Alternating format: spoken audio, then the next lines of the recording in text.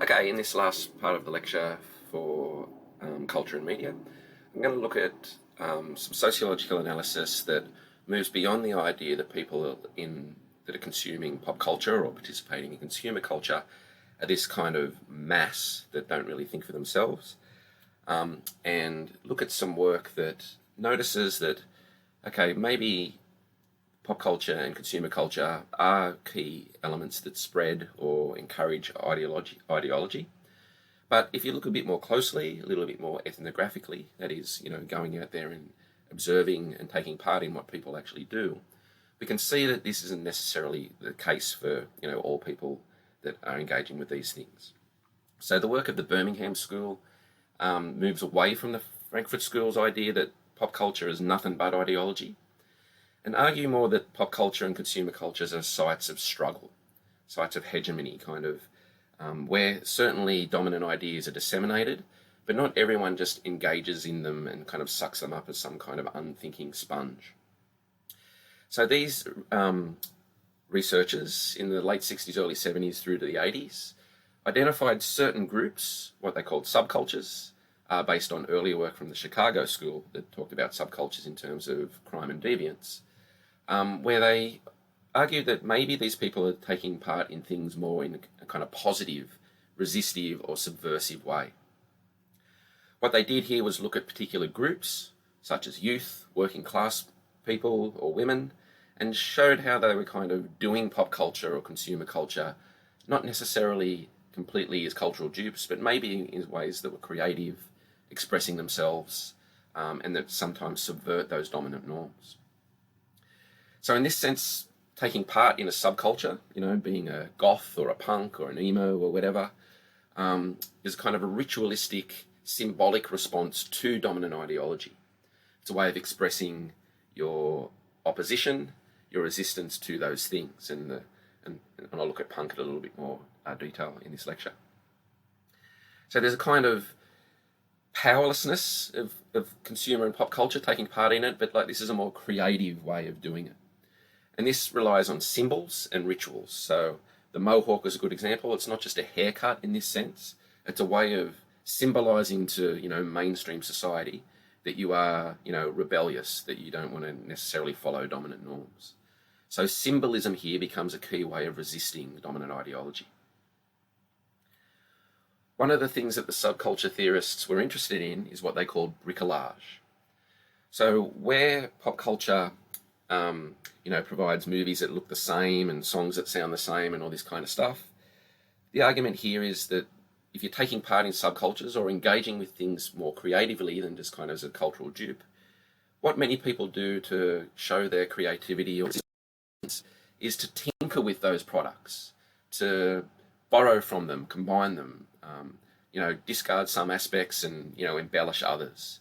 And this kind of synthesis is a way of creating things that are new, and particularly when it comes to subcultural perspectives, a way of kind of challenging the dominance, even taking the piss out of the dominant stuff. So this is a form of creativity that happens both within the production and the consumption of pop culture. So examples of bricolage in everyday senses is, for instance, using public space to skateboard. And there's a picture there of the empty pool down on the foreshore that's been reinvented by people to skate in. And there's a bunch of kind of struggles going over that at the moment with the council and with some skateboarders about whether that can continue or not. You can imagine all the OH&S and various council rules that are coming into play there. But from that example, you can see that people want to use public space in their own way, to express themselves, to have some fun, not necessarily just in terms of business and consumption all the time. So skateboarders that use public space, car parks and, the steps out the front of new space and all that kind of stuff, in a sense, doing bricolage on public space. They're tinkering with what the real kind of dominant understanding of it is and using it in their own way. And there's lots of different examples of this. In punk, there was the use of, in the 70s, of wearing garbage bags to kind of symbolize that the government was treating you as garbage. So the expression of using plastic garbage bags as clothing was a political expression done through a kind of fashion and symbolic statement. There's kind of using Barbie dolls to make movies and even porn videos online and on YouTube to kind of challenge the gendered stereotypes that happen with those kind of things. Importantly here, in difference to the Frankfurt School though, these people aren't challenging the system as a whole. They're not kind of looking for revolution. These kind of subcultural activities kind of are ways of getting by and making do, kind of creating some space for creativity within this system, not trying to kind of reinvent it as a whole. So in terms of an example here, one of the key subcultural analyses that have been really influential is about punk, and Dick Hebdige's book, Punk, the Meaning of Style, is a really famous book in this realm. And so what is punk? And there's a link down there to the first 5 minutes of a documentary about the Sex Pistols, the Filth and the Fury, that's worth checking out. And you have Johnny Rotten kind of narrating the kind of organic working class political genesis of punk, arguing that it's essentially a reaction against the oppressive politics at the time. So how do they do that? Punk reinvents the ideas of musicianship. You don't have to play your instrument well, you just got to get up there and make a stand and make some noise and make some statements. Takes away the kind of intrinsic or even institutional skills about being a musician and makes it more DIY. Everyone can do this. It's not exclusionary. Adopts different forms of musical expression. It's kind of a bricolage of many other styles in that sense. And also does this through fashion as well. Safety pins as earrings, extreme haircuts, tattoos, ripped leather jackets, spitting on each other at gigs. These things kind of fundamentally challenge, everyday norms. What happens then in these kind of small pockets happening in, Britain, in London and Manchester and in New York, they become noticed, media spreads them around, and there becomes kind of pockets of these activities all around the world.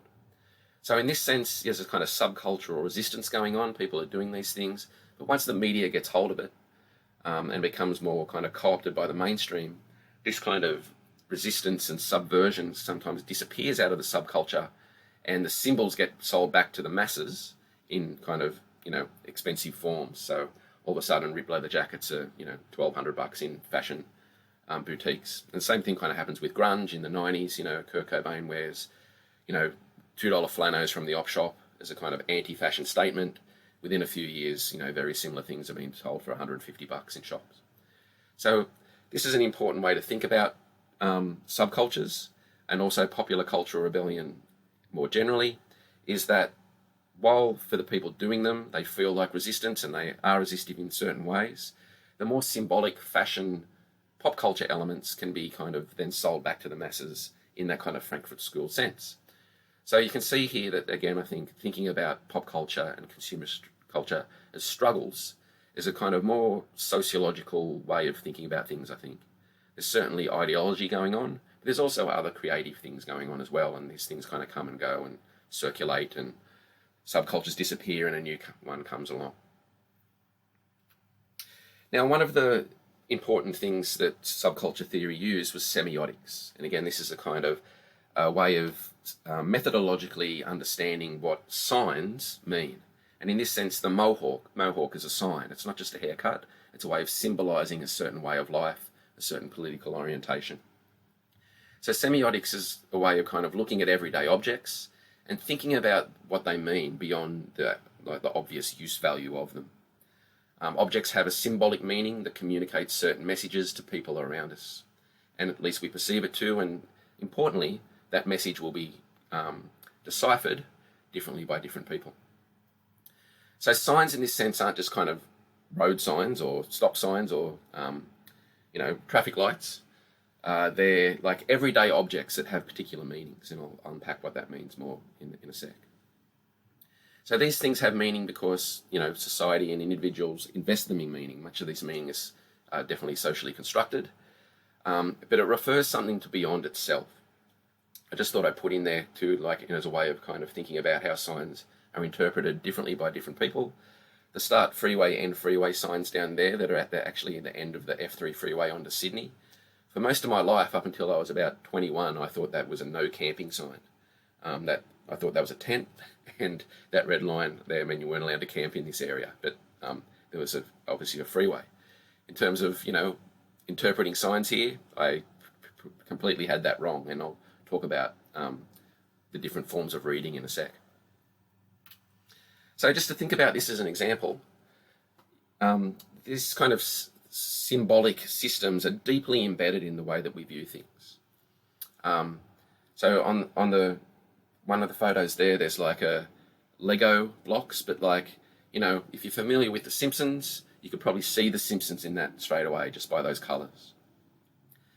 This kind of just like a group of coloured blocks can actually kind of relate to something in culture just through those kind of the way that it's been arranged. The second one there is like a photo of Rocky Balboa and Mr. T, I think from Rocky 2 or 3. The one up the top looks like, the traditional two, beefy dudes at the start of a boxing match kind of sussing each other out and being aggressive. But if you add a hand to the bottom one, it becomes kind of a tender moment. So here the hand changes everything. So the context of what we might take out of that image is kind of fundamentally changed by adding a different sign. So Stuart Hall and colleagues, Stuart Hall was part of the Birmingham School, created a system of interpreting signs and text, and what they called encoding and decoding. So in this sense, things are produced, say a pair of shoes, a song, or whatever, and they're produced with kind of meanings embedded in them by the producer, but then it's up to the public to consume them, to interpret them. So Hall and colleagues pointed out that there's kind of closed and open text. Different texts are more open or closed to different types of reading, but then the reading is kind of differently done by different people as well. There's a dominant hegemonic reading where someone will share the code of the text. There's a negotiated reading where people will kind of take on some of the intentions of the producer but maybe challenge the others. There's an oppositional or counter-hegemonic reading where the reader does not share the sign or the text codes and challenges the meaning of the sign. And there's an aberrant decoding, which kind of uses a completely different set of signals to interpret the sign. So let's think about that with an example. If I, and I've done this in class before, you hand up put a pair of Nike shoes up and then ask everyone to kind of tell me what they think. There's very apparent very quickly that people read the sign of the shoe differently. So a shoe, in a sense, has use value. It's to put around our feet to keep them comfortable, to help us get around without hurting our feet, maybe, improve our athletic performance or whatever. But really, the use value is as much, is probably less important today as the symbolic value. I think in the late 90s, Michael Jordan was paid as much to promote the shoes as it was to actually make all the shoes per year by Nike. So you can see here, the importance in capitalism of symbolic value. But if I hold something up in front of a class and say, tell me about this, some people will go, I want to be like Serena Williams and wear those, let's go to the shop, they're cool, or whatever. Others might go, well, no, I don't like Nike, I like Asics. There's a more negotiated reading, Neymar's a great soccer player, but I find him annoying. I don't really identify with Nike because of the way that I identify or dislike, one of the people that's promoting them. An oppositional or counter-hegemonic reading may instantly go, they're made in sweatshops, I would never wear them, I associate them with the unethical practices of capitalism. An aberrant reading might kind of say, what's that tick on the side of the shoes? Did you do something right today? Again, using a kind of absurd, almost, unknowing attitude towards the sign because they might not know what it is. If you were to kind of go back and, show a shoe to people that had never seen them before, they'd ask something like, what's that on your feet? The important thing to take out of this is that not everyone, like kind of the Frankfurt School argue, read or engage or consume pop culture texts or, fashion or whatever in the same way. It's distinctive upon, your own orientation and socialization. So another way to think about this, which I'll look at in some detail in future week on class, is around distinction as well. So Bourdieu has this kind of very famous saying now, taste classifies and it classifies the classifier. What sounds like typical kind of theoretical doublespeak is pretty simple in the end. The way that you classify things also classifies you. So this is particularly the way around taste. You might hate heavy metal and you'll tend then to associate certain traits with people that like heavy metal. You are classifying in that sense. But then the way that you do that also classifies you. Because not everyone hates heavy metal, right? And then, therefore, the people that will be judging you on hating heavy metal will also then make some judgments about your own character or whatever. So our social backgrounds, our socialization processes kind of set us up to be more likely to like some things over others. And we'll look at this around cultural capital. And we tend to develop an affinity with certain things based on our background. And you can see there's a kind of a map that we'll look at later on in the course around food, where, working class people may be more likely to eat this at a particular time as opposed to middle class or rich people. What Bourdieu argues here is that people make what he calls distinctions. We try and distinguish ourselves from others through our taste, through our displays of fashion, through the things that we like in terms of music, film, and pop culture. So again here, the Frankfurt School thing may apply. It might be all ideological in some sense, but within that kind of broad culture industry stuff, people are kind of engaging with these things in different ways. Importantly though, to bring some kind of power analysis to this, what's seen as tasteful, as cool, as artful, tend to be reflections of middle class tastes and people, particularly people that work professionally in those industries. Critics, academics, various tastemakers are the ones that get to say things are morally righteous, ethically sound, all these kind of things. So in this sense, culture is hierarchical, not because of the intrinsic qualities of a particular thing, not because, say, Beethoven is necessarily, better than Billie Eilish. It's because it reflects the tastes of the people that get to kind of have a say about these things. People express themselves and judge others through these display of tastes, but the hierarchy of taste isn't necessarily about objective things being objectively good or bad. They're more a reflection of power systems within culture. So this is a kind of good way to sociologically think about taste, think about your own taste, think about the way that you talk about pop culture with other people. And you'll know, people can get quite offended. It's like almost an affront to themselves when you denigrate something that they love in this sense. So we can think about this in terms of identity, and we'll look at that in more detail throughout the course when we start talking about the notion of habitus. In my own work, I've looked at hipsters and bogans in this stuff, so you can check out some of the links on my websites to look at that as well. To conclude, we looked at globalization last week, and it's important to consider the way that globalization has produced kind of hybrid consumer and pop cultures. Again, 20th century, while things were spreading around the world a bit from kind of increased media and TV and stuff like that, today, there's a 24/7 culture where people are traveling more and more, they're exposed to different cultures more and more. And in terms of that bricolage idea, people are picking and choosing and bringing things together from all over the world. Thai boxing by Moroccan girls in Amsterdam, Asian rap in London, Irish bagels, Chinese tacos, Mardi Gras Indians in the United States. And that's a quote from George Risser. So thinking about kind of this is a good way to also think about how globalization works culturally, and also the struggles that happen within these things. So some people try and protect their kind of national cultures, others are trying to bring things together and use and pick and choose different cultural objects and things to make new things. Hip-hop's a good example of this, something that came out of the kind of streets of New York to express, alienation of living in a big city and experiences of racism, gets picked up in kind of similar situations all around the world to express that kind of thing, to the point, where, Australian hip-hop particularly has been taken up by Indigenous people, and you have like didgeridoos and stuff being used in that rather than just beats. There's a synthesis going on here that is creative in the sense of what it brings together, but can also be used to express quite similar political situations. So to sum up this week, we've been looking at culture and media. Media being positioned as a key way that we experience culture today.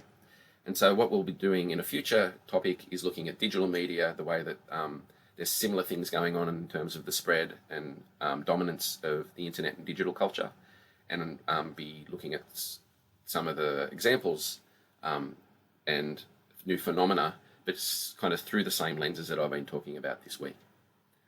Okay, thanks. I'll leave it there.